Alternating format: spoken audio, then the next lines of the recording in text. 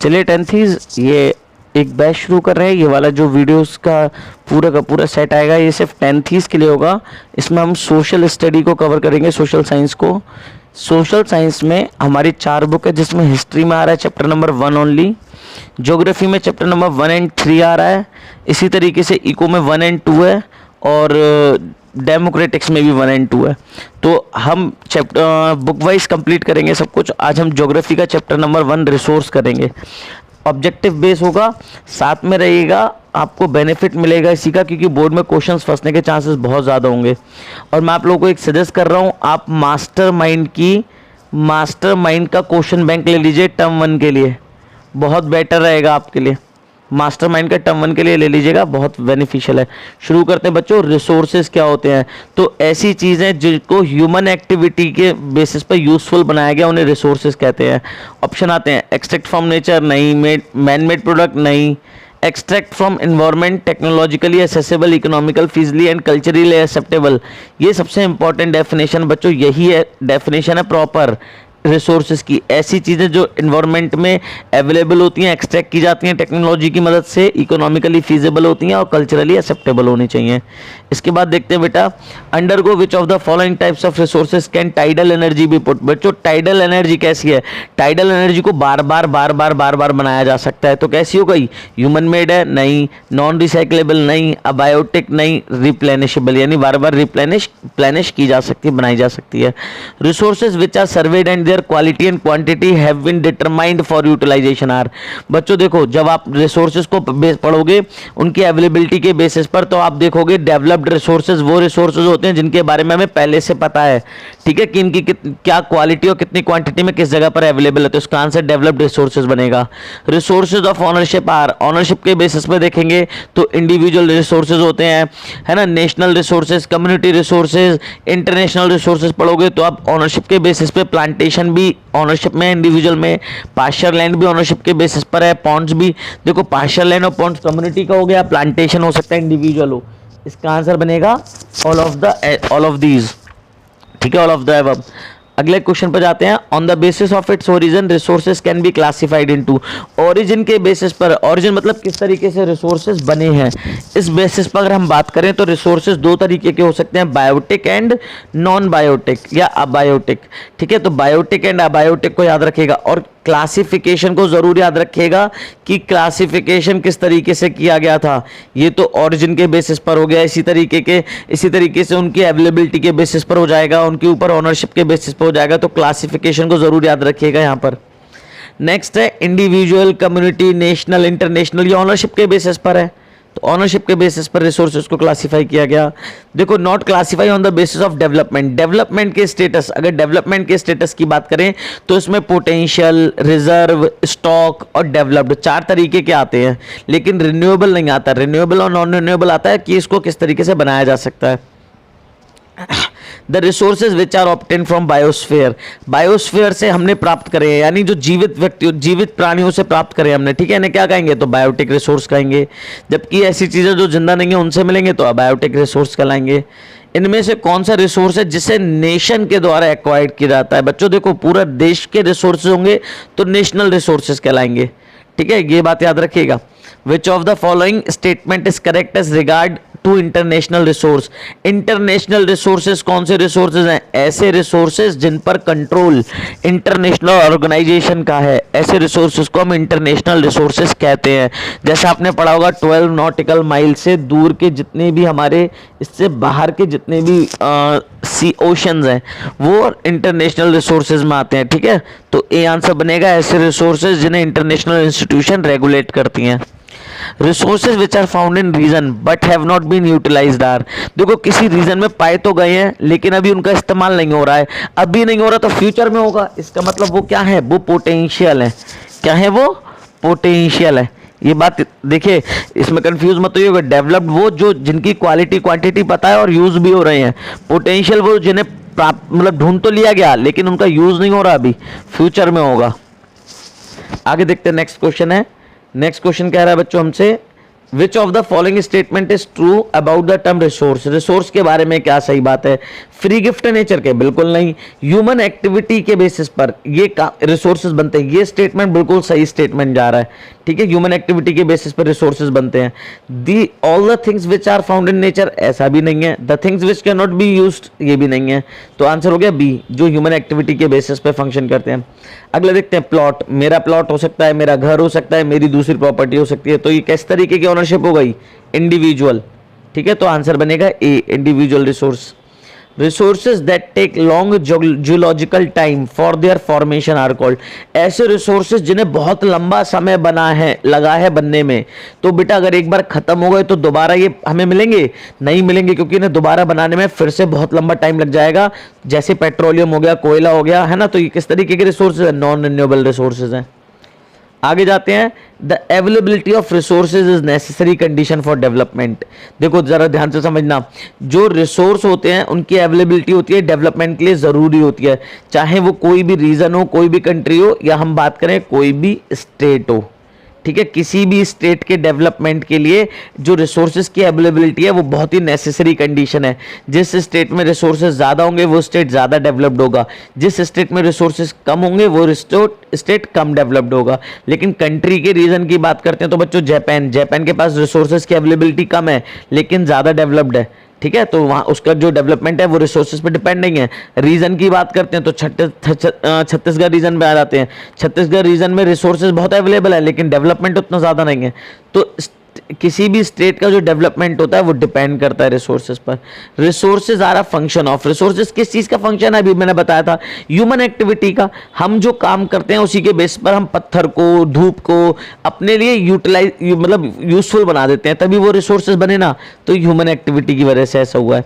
Biotic resources कहाँ से obtain किए जाते हैं? मैंने अभी अभी समझाया था आपको, लिविंग ऑर्गेनिज्म से, यानी बायोस्फीयर में जितने भी लिविंग ऑर्गेनिज्म है उनसे लिए जाते हैं बायोटिक रिसोर्सेज, है ना।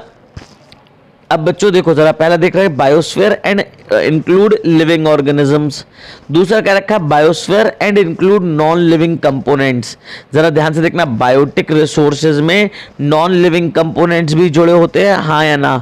देखो कैसे देखें, लकड़ी है ना, या पेट्रोलियम या कोयला, ये सब किसी टाइम पे तो जिंदा थे लेकिन अब नॉन लिविंग है, तो इसका आंसर बी ज्यादा सुटेबल होगा।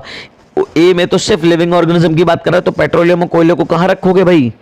इसमें नहीं आ सकता, इसलिए इसका आंसर बी बनेगा, non living components. Rocks and metals are example of, बच्चों ना तो रॉक में जिंदगी होती है ना मेटल में जिंदगी होती है, तो दोनों के दोनों कैसे रिसोर्स हो गए? Abiotic resource. नेक्स्ट पे जाते हैं, नेक्स्ट है हमारा प्लांटेशन, पास्चर लैंड, पॉन्ड। जरा ये सारी चीजें देखो, इन सब का इस्तेमाल पूरी कम्युनिटी करती है, चाहे प्लांटेशन हो, पास्चर लैंड हो, पॉन्ड हो या वाटर इन वेल्स। लेकिन अगर देखो यहाँ पे कम्युनिटी की तो ऑप्शन है ही नहीं। देखो मेरा खुद का प्लांटेशन हो सकता है, मेरी खुद की चारे वाली जमीन हो सकती है, मेरा खुद का पॉन्ड हो सकता है अपने खेतों के बीच में, या मेरे खुद का कुआं हो सकता है, तो ये इंडिविजुअल भी हो सकता है, ठीक है। तो इंडिविजुअल है private, resources owned by private, ये भी आंसर हो सकता है। रिसोर्सेज ओन्ड बाई इंडिविजुअल, ये भी आंसर हो सकता है। इसीलिए बेटा इसका जो सी ऑप्शन है ये अप्रोप्रिएट नहीं है, इसके ऑप्शंस में गलतियां हैं।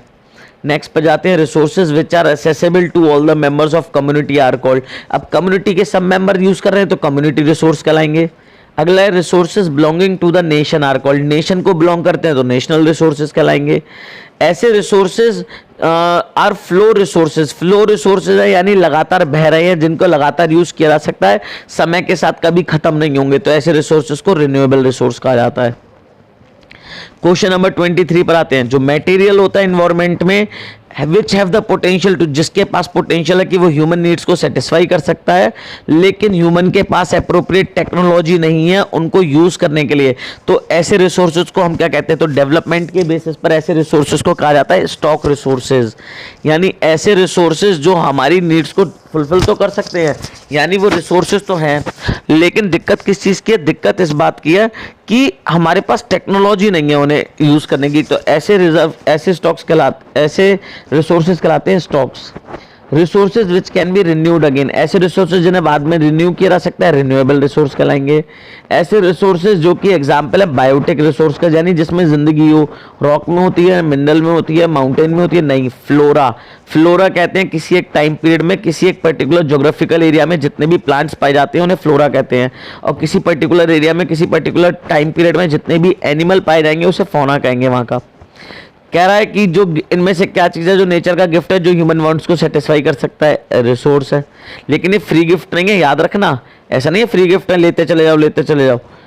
विच of the following is an example of non renewable resource, यानी जिसे दोबारा रिन्यू नहीं कर सकते, खत्म हो जाएगा। सन की रोशनी खत्म हो सकती है, नहीं। क्या जो टाइड्स हैं वो खत्म हो सकते हैं, नहीं। क्या जो पानी का बहना है वो खत्म हो सकता है, नहीं। पेट्रोलियम खत्म हो सकता है, बिल्कुल हाँ। अगर ऑनरशिप के बेसिस पे देखेंगे तो रिसोर्सेज को 4 पार्ट में बांटा जाता है।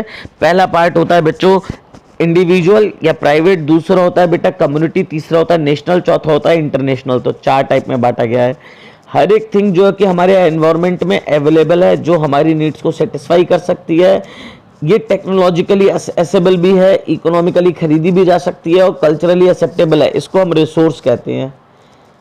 रिसोर्स को क्लासिफाई किया गया एग्जॉस्टिबिलिटी के बेसिस पर, यानी खत्म होने के बेसिस पर। तो रिन्यूएबल एंड नॉन रिन्यूएबल में रिन्यूएबल जो कभी खत्म नहीं होंगे, नॉन रिन्यूएबल जो खत्म हो जाएंगे। On the basis of how can the resources be classify on the basis of ownership, ownership के बेसिस पर इंडिविजुअल, कम्युनिटी, नेशनल, इंटरनेशनल होते हैं, अभी समझाया। How can the resources be classify on the basis of their status of development, development के status पे मैं ये समझा चुका हूँ, पोटेंशियल होते हैं, स्टॉक होते हैं, रिजर्व होते हैं, डेवलप्ड होते हैं। तो डी आंसर हो गया। रिसोर्सेज की बात करते हैं जिन्हें बायोस्फीयर से ऑब्टेन किया जाता है, जिनमें लाइफ होती है, जैसे कि ह्यूमन बींग्स है, फ्लोरा, फौना, ये सब क्या कहलाएंगे, ये सब बायोटिक जिंदगी है इनमें सब में।